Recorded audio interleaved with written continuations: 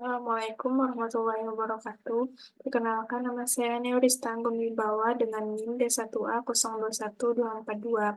Pada kesempatan kali ini, saya akan menjelaskan mengenai alur penyelesaian sengketa dagang melalui World Trade Organization atau WTO dan kasus investasi internasional. Materi pertama yang akan saya jelaskan terlebih dahulu adalah mengenai penyelesaian sengketa dagang melalui WTO. Adapun kasus yang saya angkat adalah sengketa mengenai impor daging ayam dan produk ayam dari Brazil di Indonesia. Pihak dalam sengketa ini adalah Brazil sebagai penggugat melawan Indonesia sebagai tergugat.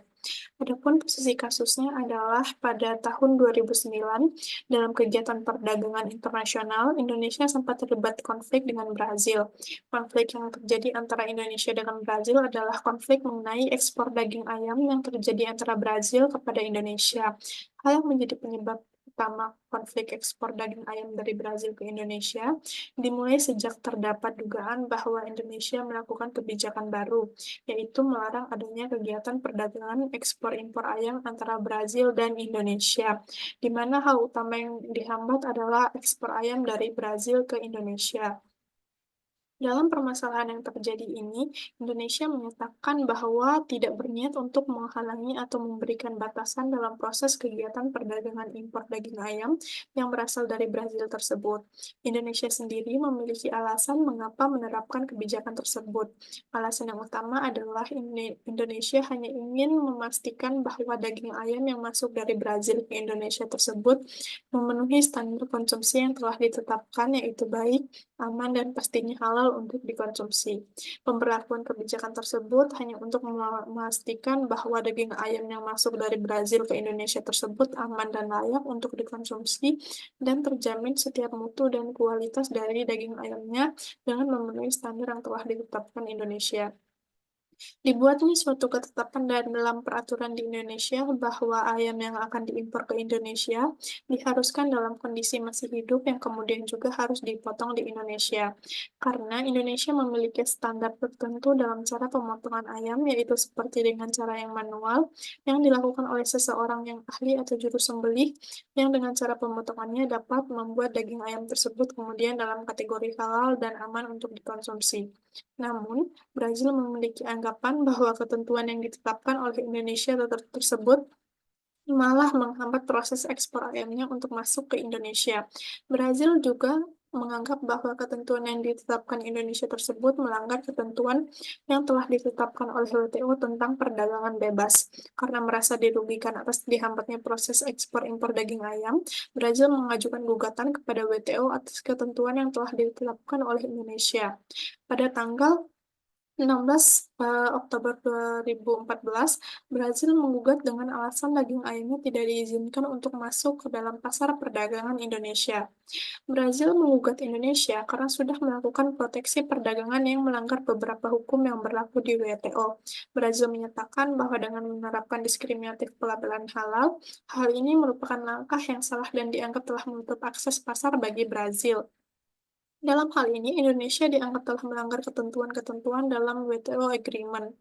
Dalam sengketa ini, penetapan peraturan oleh Indonesia semata-mata untuk memastikan kualitas daging ayam tersebut dalam segi keamanan dan juga kesehatan, serta jelas kehalalannya untuk dikonsumsi yang menjadi penyebab terhentinya kegiatan impor daging ayam dari Brazil masuk ke Indonesia. Adapun langkah-langkah Indonesia dalam menghentikan impor daging ayam dari Brazil ke Indonesia yang dijelaskan pada report of the panel WTO, yaitu yang pertama larangan umum pada impor daging ayam dan produk ayam, yang kedua larangan impor potongan daging ayam dan daging ayam yang disiapkan atau diawetkan lainnya, yang ketiga batasan penggunaan produk impor, yang keempat, prosedur perizinan impor ketat Indonesia. Yang kelima, penundaan yang tidak semestinya sehubungan dengan persetujuan persyaratan sanitasi. Yang keenam, batasan pada transportasi produk impor. Dan yang terakhir, penerapan diskriminatif persyaratan pelabelan halal.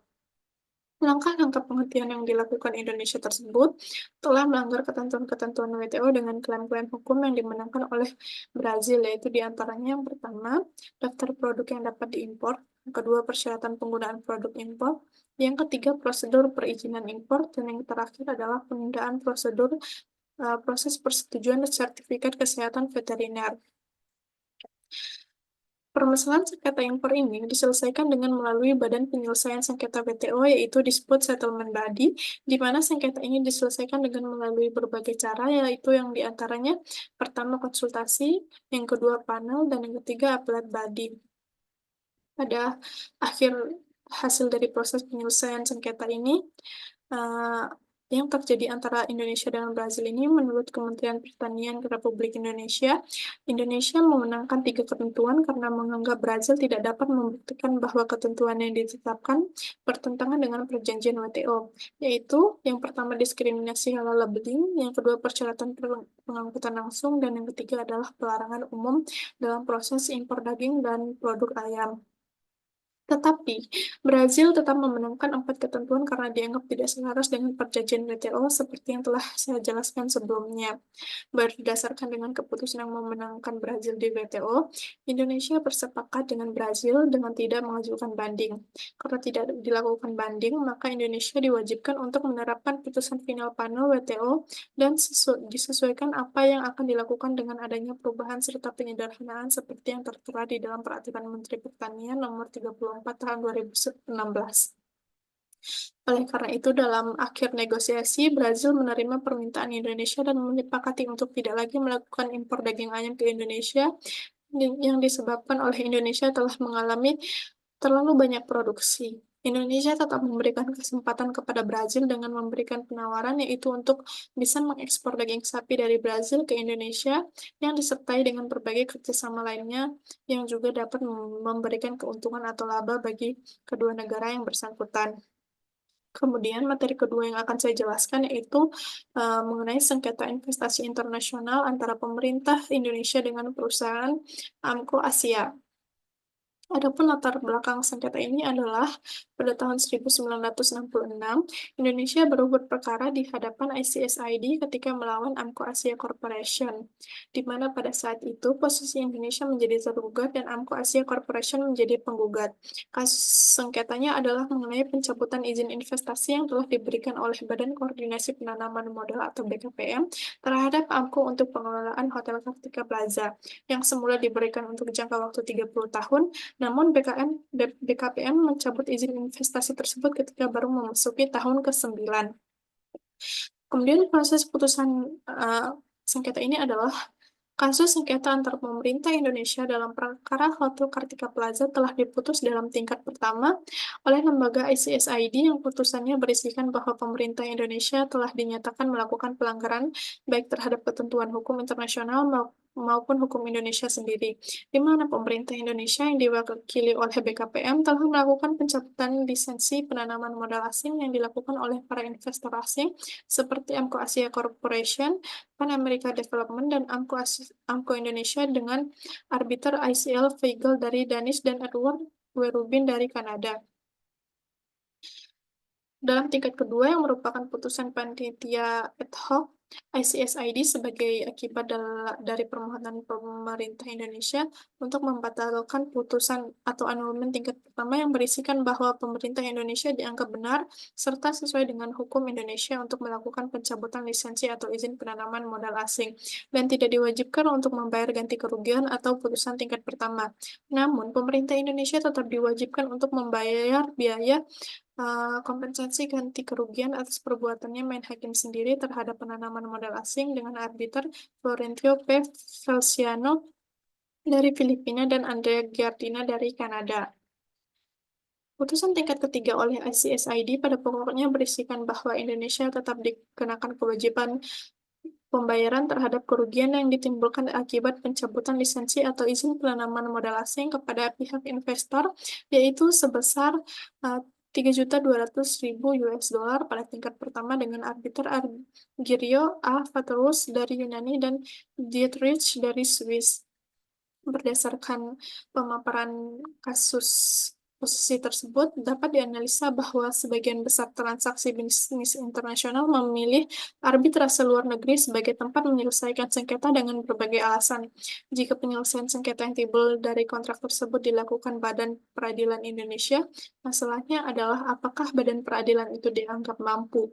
Namun jika penyelesaian sengketa tersebut menggunakan peradilan asing, apakah keputusannya dapat diterapkan di Indonesia? Mengingat keputusan hakim tidak serta-merta dapat diterapkan di Indonesia. Kemudian pelaksanaan putusannya dengan diajukannya sengketa melalui arbitrase ICSID, maka berdasarkan pasal 42 ayat 1, konvensi para pihak mendapatkan jaminan bahwa mereka dapat menggunakan hukum acara sesuai dengan keinginan mereka. Hal tersebut sama pentingnya dengan masalah pelaksanaan putusan, di mana berdasarkan ketentuan ini akan berada di bawah pengawasan pengadilan nasional dari negara peserta konvensi. Oleh sebab itu, dapat dikatakan bahwa peran yang diberikan oleh konvensi kepada pengadilan nasional hanya dalam hal pengakuan dan pelaksanaan putusan arbitrase ICSID. Selain hal tersebut, pengadilan nasional sebenarnya tidak memiliki peran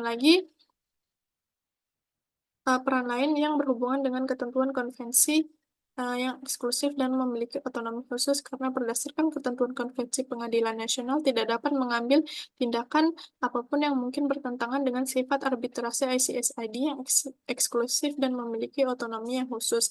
Dengan kata lain, pengadilan dari negara anggota konvensi sebaiknya menunda pelaksanaan proses perkara sebelum diselesaikan oleh ICSID.